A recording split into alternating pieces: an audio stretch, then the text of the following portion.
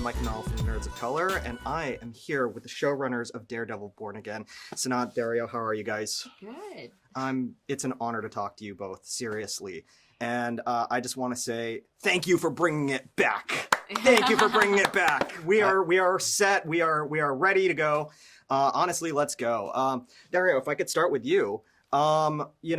You came from The Punisher, which is one of the reasons why I knew you were going to do a fantastic job with this, because it's still in that universe. And I love The Punisher, by the way.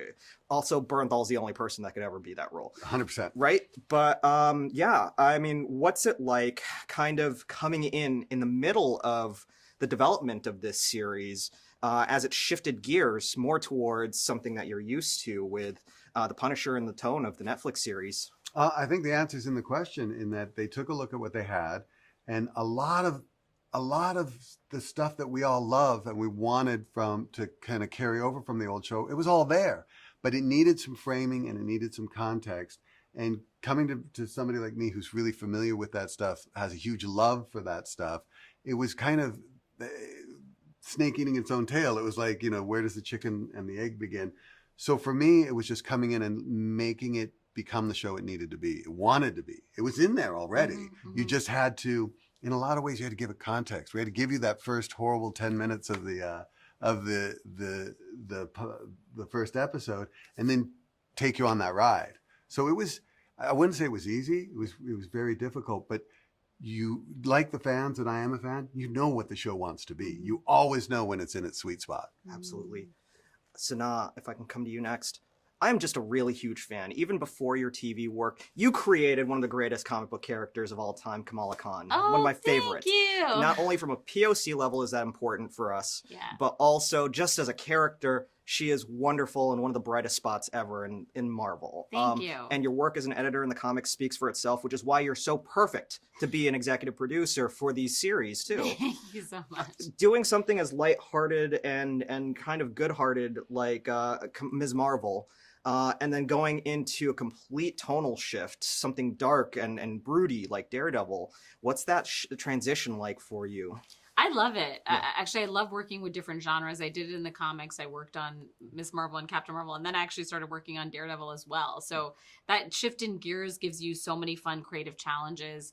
And I love dark, gritty characters. I grew up with 3 brothers, and so I was watching dark things and action all the time.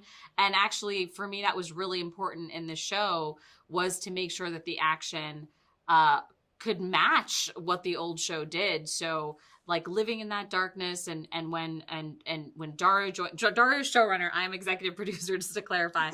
But when Dario joined us, that was the special mix of our creative collaboration. Is sort of the dark and the light, I think, in some ways. No one else, as far as a studio EP, would bring the same thing that Sana brings. And it is that, like, we have this hilarious joke. It's like, at times, are we trying to do a rom-com with punching? And the rom-com is very, very subtle, but she has really good ideas about humanity.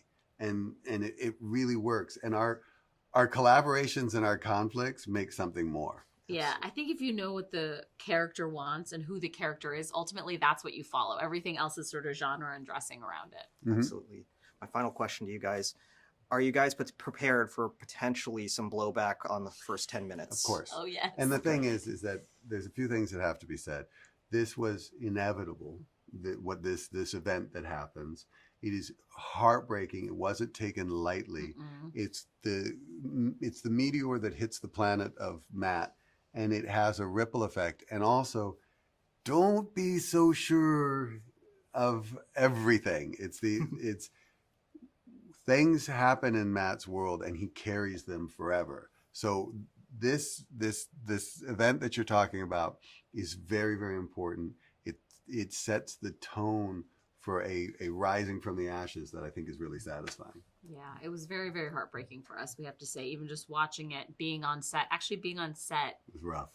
Was hard. I got very emotional. We all got emotional. We did too, but it services the story in a wonderful way. I just want to say one last time, thank you for bringing it back, and thank you for everything that you do for Nerds of Color.